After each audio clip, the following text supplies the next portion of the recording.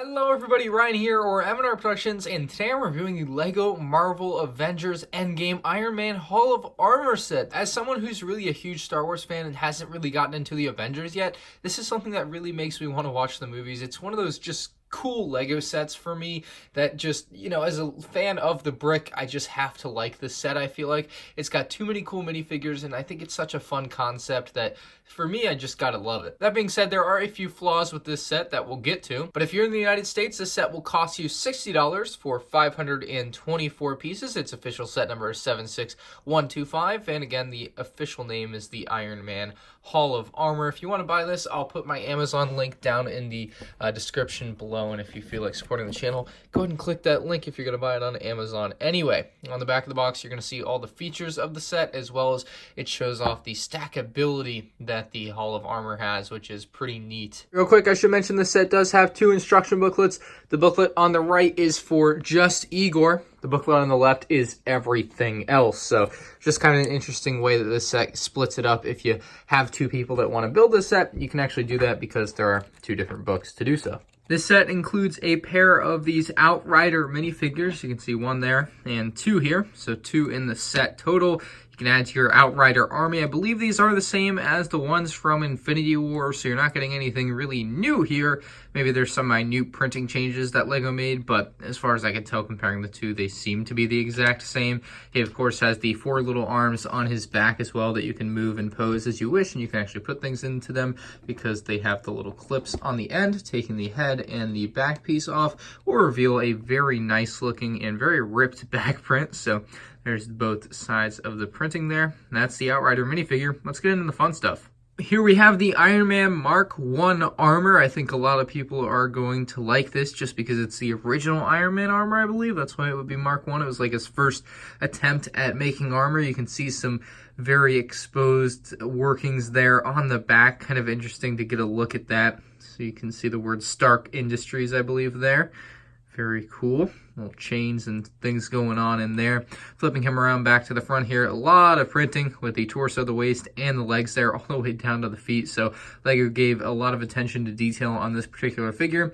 The helmet mold is a bit iffy. I think some people like it, some people don't. I don't know where I'm at on the helmet, but let me know what you think about it in the comments section below. I'm curious what you guys have to say. You guys probably know more about Iron Man than I do, so you can let me know if you think that helmet's accurate or not. Underneath, you're just going to find a clear headpiece because this is basically just supposed to be the suit sitting inside the Hall of Armor, and that's the idea. That's why it's just a clear headpiece and no Tony Stark head underneath. The Mark 5 armor brings some pretty substantial upgrades, especially in the helmet department. You're going to have the brand new, or not brand new, but the updated flip open helmet mold where you can literally just flip the dang thing open and you're going to be able to see the face if there was a face underneath there. Again, it's just a clear piece because this is supposed to just represent the actual armor without the person inside of it. That's the idea. It's basically a costume. Pretty neat helmet though. I love the way LEGO does the Iron Man helmets with the flip open thing. I think that's pretty neat. You also have pretty nice torso, leg, and waist printing just like on the Mark 1 figure. Just different detailing, and the back is much cleaner as well compared to the Mark 1 version with less stuff kind of exposed. Tony Stark has kind of figured it out by Mark 5, so we'll move on.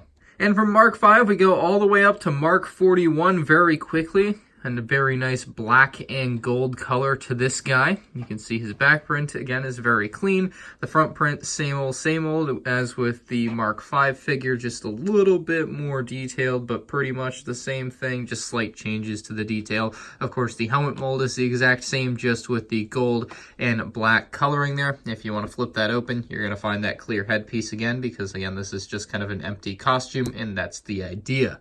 Our final figure is the Mark 50 armor, which I really like, honestly. Nice back print there. I'm looking at the back prints first. Nice and clean, And then the front side is going to be more of the same, which is kind of the same general design, just slightly updated from the previous armors. A little bit of a different look that Tony Stark has given it, but not too much different. Leg printing, foot printing, Gotta love that footprinting, like really sneaking it in down there. But I like the eyes. I like that it has like the blue eyes there, and then you also have the gold faceplate, which can flip up. You're actually gonna get Tony Stark's face underneath here, which is nice. So you actually get a face on one of these figures, which you can swap out if you want him to be inside of any of the other armor costumes, which is nice as well. You can see this is like his robo face or whatever, where he's got all the controls up. We can put that back on, and there you go. That's what he looks like with all his crazy stuff going on there. And again, you can swap this head out and put it in any of the other figures so he can be any of the other armors or whatever, but this is the one that they have him in with the set as you build the instructions. So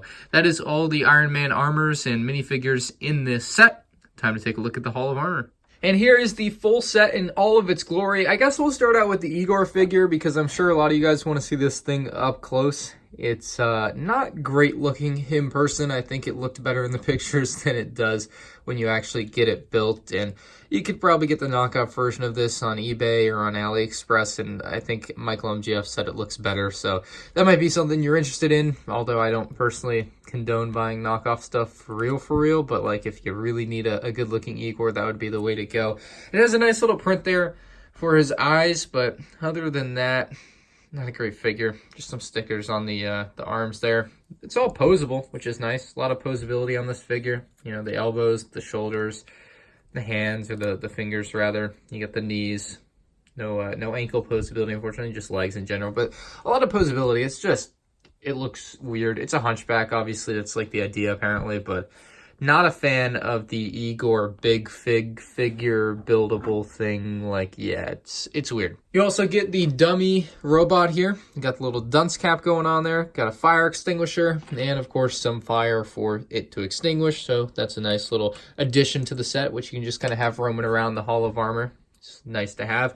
And then, of course, you have all the Iron Man suits, which we're going to put into the Hall of Armor. Let's move everything out of the way so we can do so. On the top of the Hall of Armor, there's a little radar dish shooting out something blue. I don't really know exactly what that is. I'm sure you guys know more than I do it sometimes, but there you go. You can move it up and down. It does only sit on 2 studs, so it does tend to fall off like that when you move it around. So I think it's really just supposed to be meant to be left in place. You can see the rest of the top is pretty much all the same. They just kind of added that to add something on top, but you'll see what else you can do with that here in a minute. Throughout the interior, you'll find some different little aspects of the room, which are pretty fun. You can see Tony Stark's hairpiece there on the little flick-fire missile piece. A little wrench there on some clips where you could also clip on something else. You have some empty spots where we're going to put some armor. You have a jetpack there, which you could put on any of the figures if you so choose. You have a stud shooter, which I believe is supposed to be a fire extinguisher because it's blue, and the stud shooter is red, or rather the stud is blue, the shooter is red. That it looks like a fire extinguisher. Then you have like a halo plasma energy thing or something. Not exactly sure what that is, but that's on a clip there too. And then I believe a coffee machine there. You can see the red mugs. So pretty nice extra little interior bits on the Hall of Armor. Of course, the minifigures you're just going to be able to place kind of wherever you want along this. You can also pull these out and move them so you can actually have more armor in there if you want. If you have more armors of Iron Man, set the Mark 5 down. Get our Mark 41. Where's the Mark 41? Mark 41. You can place him down there.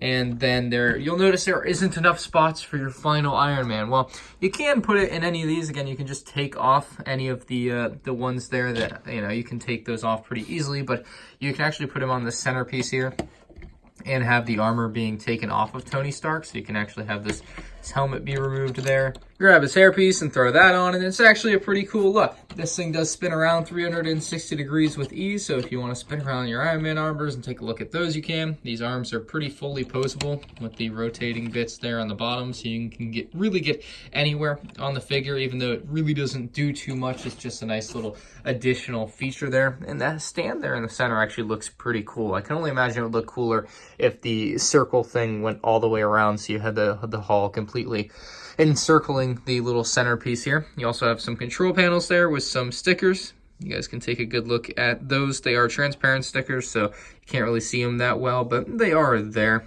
with some nice little details. You have a chair and another little coffee mug here. So So 2 coffee mugs. Man, this guy drinks a lot of coffee, huh? But yeah, the chair, of course, on a swivel piece. So this is going to be fully rotatable within reason here because it's going to hit the desk, unfortunately. So the other part of this set that you guys might find interesting are these stickers here on these back panels. And get you guys a better view by flipping this around.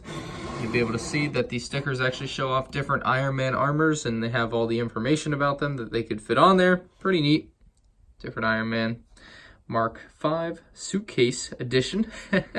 Those are nice, and you also get this additional piece here on the back, so you can actually add on to this set if you have more of these things or something, or whatever you want to build onto this, really. All these nice little trans blue panels create a nice window effect when you're on the back side, so you can kind of see through and see the back of the armor or whatever little station is hidden within. You have a ladder there, and that's there for a reason, because on the back of the box, they actually show that you can stack any of these things up on top of each other. So I'll show you guys how you do that. So if you hadn't noticed, you can play around with this a lot. You can actually put this in a lot of different positions because of the way it's clipped on there. So you can actually get this to look pretty dang funky. But if you get more, you can also clip more on because there are more clips able to be attached to the end of it. So you can do a little customizing there if you do buy more than one of these sets, which is what I'm probably going to recommend you do if you really have a ton of different Iron Man armors and you want to show them off, because this is a great way to display them in a fun little Lego way.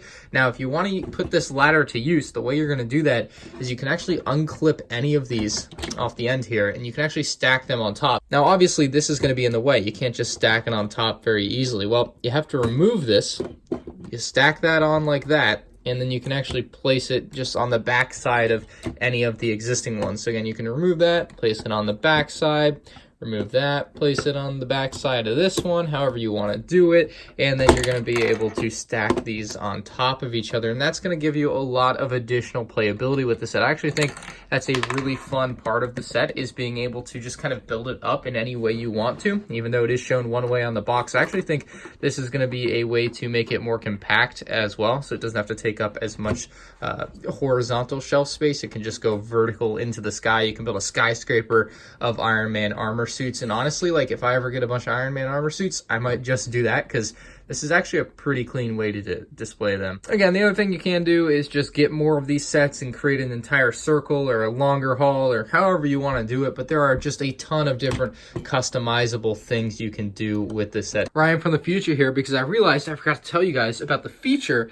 where you can actually pull these sections off and you can move them in different places. You can pretty easily remove his desk area, so you can pull that out. They're just held in by a little Technic pin there on the end. Pretty straightforward, pretty easy to move on and off. You can also pull off his little base station here in the center, which is, after a little prying, going to eventually come out. It does take a little bit of effort, but they do come out pretty easily. And you can actually attach these to the back if you want to, or you can kind of make your own custom builds and attach them to the back, whatever you want to do. But you can kind of customize this a little bit and move things around, which can be fun, but it just kind of depends on what you're feeling like as far as the design goes. Back to where we were in the review. Like, you can just keep stacking these. Like, this can just go as high as you want. And it's actually a pretty sturdy build because it's not too complicated. So, I mean, I can see people going, 10, 15, maybe 20 high with this thing, and that would just be insane. But it's totally possible. I don't see it to be outside the realm of possibility. It's obviously just going to cost some extra money.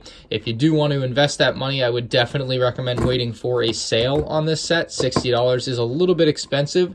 You can also kind of offset some of that cost by selling some of the extra armor suits that you're obviously not going to need, because you don't need the multiples. You just need one version of each. So that would be one way to kind of offset the cost of buying multiples of this set. The Igor figure is pretty bland in my opinion. I'm not a fan of that. I just kind of wish it wasn't even included in the set. I also didn't really want more Outriders, but hey, you do need some sort of bad guy to kind of have some sort of interaction in this set between Igor and the Outriders and Iron Man. So I could see some playability with that, I suppose, if you weren't like me, just wanting the set for the display factor. But other than that, like, it's a fun set. There's a lot of cool little features you can do with it. You can play around with it yourself if you get one, and you're really going to have a lot of fun with this thing, I think. I think it's kind of an underrated play set, because a lot of people look at this and think it's just for display.